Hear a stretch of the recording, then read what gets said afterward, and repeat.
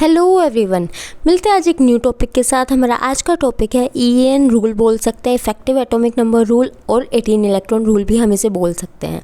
इससे रिलेटेड हमारा आज का क्वेश्चन है, the compound shown below is a 48 electron metal cluster not including metal bonds, the metal M is. आपको ये कंपाउंड गिवन है, ये कंपाउंड कितना दे रखा है, 48 इलेक्ट्रॉन मेटल क्लस्टर इसके अंदर दे रखा है, 48 इलेक्ट्रॉन हमारे इसमें है। और इसकी जो मेटल बॉन्ड है, मेटल बॉन्ड का मतलब इनके मेटल के बीच में जो बॉन्ड है हमने उसको कंसिडर नहीं किया है इन्होंने, ठीक है। तो इसमें कौन सा मेटल होगा, वेनेडियम होगा, आयरन होगा, मैग्नीज होगा या क्रोमियम होगा, ठीक है। तो वो हमें बताना है। तो ईएन रूल का फॉर्मूला हमें पहले पता होना चाहिए।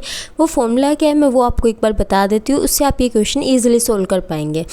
उसका फॉर्मूला है हमारा, जैसे जो भी मेटल है हमारे पास, उस मेटल में number of valence electron in central atom, हमें इस मेटल में कितने वैलेंस इलेक्ट्रॉन हैं वो हमें बताने हैं, ठीक है। बट मल्टीप्लाई एन कितने नंबर ऑफ मेटल्स है वो है, प्लस में नंबर ऑफ मेटल बॉन्ड, कितने मेटल बॉन्ड है 1 2 3, तो यहाँ पे 3 आ जाएगा, मल्टीप्लाई 2, प्लस में number of electron contributed bye encapsulated species.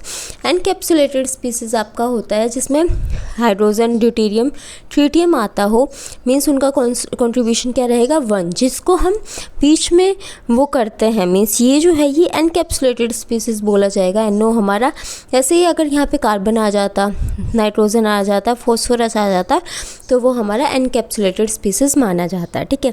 और प्लस क्या होगा हमारा, number of electron given by the ligand के थ्रू कितने नंबर ऑफ इलेक्ट्रॉन जो है वो गिवन है, ठीक है। उसके बाद क्या है हमारा, प्लस माइनस चार्ज है is equal to 18 multiply N है, ठीक है। 18 मल्टीप्लाई एन, 18 इलेक्ट्रॉन रूल है हमारा, तो 18 मल्टीप्लाई एन, जितने नंबर ऑफ मेटल है हमारे वो हमने यहाँ पे कर दिए, ठीक है। जैसे हाइड्रोजन, ड्यूटेरियम, ट्रिटियम को अगर हम एनकैप्सुलेटेड स्पीसीज लेते हैं तो इसमें कितने इलेक्ट्रॉन का कॉन्ट्रीब्यूशन होगा 1 का, कार्बन लेते हैं तो 4, ऐसे नाइट्रोजन फॉस्फोरस होता है तो 5। इसके अकॉर्डिंग अब हमें ये रूल किस पर लगाना है, इस कंपाउंड पर लगाना है। इस कंपाउंड को अगर हम ध्यान से देखें तो इस कंपाउंड में हमें ये क्या दिख रहे हैं, हमारे पास हेक्सेन दिख रहे हैं, ठीक है। बेंजीन का स्ट्रक्चर दिख रहा है, eta6C6H6। eta6 क्या होती है बच्चों, आपकी हैप्टिसिटी होती है। हैप्टिसिटी मतलब जितने नंबर ऑफ कार्बन से वो मेटल से अटैच है तो उतने ही हम इसमें काउंट करते हैं, 1 2 3 4 5 6 से अटैच है तो 6 इसकी हैप्टिसिटी हो जाएगी। eta6C6H6 हमारे पास 6 आ जाएंगे, मतलब कितने नंबर ऑफ इलेक्ट्रॉन ये कॉन्ट्रीब्यूट करेगा, 6 इलेक्ट्रॉन, ठीक है। उसके बाद हमारे पास क्या है, NO जो है वो हर जगह क्या है, ब्रीजिंग में शो हो रहा है आपका। तो NO 2 टाइप के होता है। अगर NO पॉजिटिव है तो वो लीनियर ज्योमेट्री शो करेगा और 3 इलेक्ट्रॉन की कंट्रीब्यूशन वो करेगा। और अगर NO नेगेटिव है हमारा तो वो बैंड हो जाएगा हमारा और 1 इलेक्ट्रॉन की इलेक्ट्रॉनिक कंट्रीब्यूशन करेगा, इलेक्ट्रॉन कंट्रीब्यूशन, ठीक है। बट इसमें हमारे पास 1 इलेक्ट्रॉन कंट्रीब्यूशन का तो दिख नहीं रहा है, हमारे पास सारे ब्रीजिंग में है, तो इसलिए हम सबको क्या मान लेंगे, एज्यूम कर लेंगे कि वो 3 है हमारे पास, कि 3 इलेक्ट्रॉन कंट्रीब्यूट कर रहे हैं। तो ये फॉर्मूला अगर हम लगाएं तो इसमें कितने मेटल है, 1 2 3, 3 मेटल है हमारे पास, तो हमने यहाँ पे 3 लगा दिया, ठीक है। M हमें पता नहीं है क्या है तो हम उसको सिंपल M लिख देंगे, क्योंकि हमें पता ही नहीं कितने नंबर ऑफ वैलेंस इलेक्ट्रॉन होंगे, हमें सेंट्रल एटम का नहीं पता तो हम इसके वैलेंस इलेक्ट्रॉन भी नहीं निकाल सकते हैं।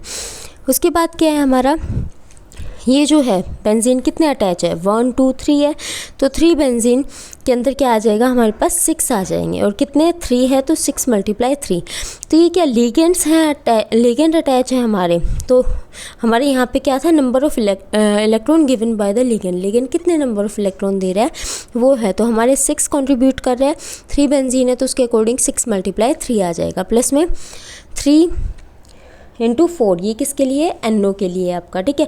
1 2 3 4 NO है, तो सारे के सारे ब्रीजिंग है तो सबके लिए हम 3 इलेक्ट्रॉन कंट्रीब्यूशन ले रहे हैं, तो 3 मल्टीप्लाई 4 किसके इक्वल हो जाएगा, 48 के, क्योंकि इन्होंने 48 इलेक्ट्रॉन मेटल क्लस्टर गिवन है। और एक चीज़ इन्होंने मेंशन कर रखी है, note including metal metal bond. इसमें मेटल मेटल बॉन्ड तो इन्होंने कंट्रीब्यूट नहीं कर रखा, तो हमने कहीं शो भी नहीं किया है, ठीक है। हमें सीक्वेंस वाइज ही चलना है, जो भी हमें चीज़ें दी हुई होती है हमें वही करनी है, ठीक है। फर्स्ट ये डाल लिया, मेटल मेटल बॉन्ड को इन्होंने कंसिडर नहीं कर रखा तो नहीं माना। एनकैप्सुलेटेड स्पीसीज हमारा NO की फॉर्म में ही हमने ले लिया है। और नंबर ऑफ इलेक्ट्रॉन कितने दे रहे लिगेंड वो हमने कंसिडर कर दिया है, प्लस माइनस चार्ज। सिंस इस कंपाउंड पर कोई भी हमारा चार्ज शो नहीं कर रखा तो हमने कोई चार्ज नहीं लिया है, ठीक है। 48 इन्होंने दे रखा था तो हमने वो लिख दिया है यहाँ पे, ठीक है। तो यहाँ से 3m मेटल की वैल्यू निकाल लेंगे, इसको कैलकुलेट करके 48 माइनस इनको ऐड करेंगे तो 30 आ जाएगा, उसका उधर सब्ट्रैक्शन में चला जाएगा, टोटल 18 आ जाएगा। और मेटल की वैल्यू कितनी आ जाएगी 6। तो 6 वैलेंस इलेक्ट्रॉन किस में होते हैं, हमारे क्रोमियम के अंदर होते हैं। आर्गन 3d5 4s1, तो 5 और 1 6। तो इसका करेक्ट आंसर क्या हो जाएगा, हमारा मेटल क्या हो जाएगा, क्रोमियम हो जाएगा, ठीक है। तो इस टाइप से हमें ये क्वेश्चन सोल्व करने हैं। आपको इतना लेंथी कंपाउंड देख करके बिल्कुल नहीं घबराना है एग्ज़ाम में। एग्जामिनर आपको कंफ्यूज करने के लिए ऐसे ही टाइप के क्वेश्चन देगा, है सीधा सा कंसेप्ट EN फार्मूला का।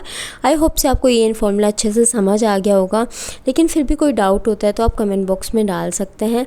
If you like my video then do like share and subscribe. Thank you for watching.